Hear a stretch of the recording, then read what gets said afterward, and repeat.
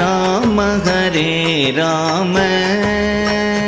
ராம ராம ஹரே ஹரே ஹரே கிருஷ்ண கிருஷ்ண கிருஷ்ண ஹரே ஹரே ஹரே ராம ராம ஸ்ரீ குருபியோ நமக. ராதே கிருஷ்ணா.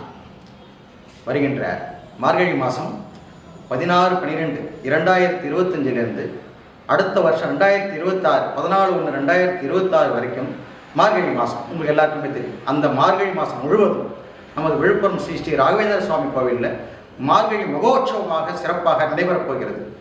இவ்விழாவின் சிறப்பம்சம் என்ன அப்படின்னு சொன்னால், நம்ம குணசீல பெருமான் கோயில் கிட்டத்தட்ட 60 கோடி ரூபாய்க்கு திருப்பணி நடந்துட்டுருக்கு. அந்த திருப்பணி இன்னும் வேகமாக நடைபெறதுக்காக நமது கோயிலில் ஒரு சங்கல்பம் பண்ண போகிறோம். அதுதான் ஆபகந்தி ஹோமம். அந்த உலக சேமத்திற்காக மட்டுமே பண்ணக்கூடிய ஹோமம். அந்த ஹோமத்தில் அதை நம்ம சங்கல்பமாக வைக்கிறோம்.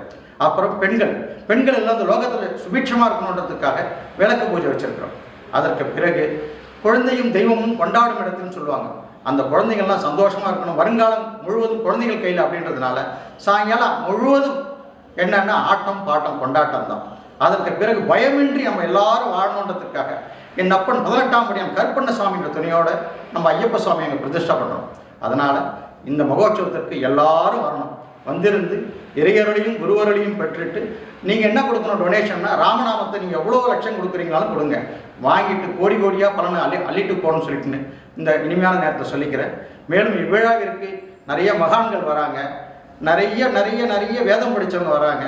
நம்ம உளுந்தூர்பேட்டை சாரதாவிடத்திலிருந்து அம்பா வராங்க, மாதாஜி வராங்க.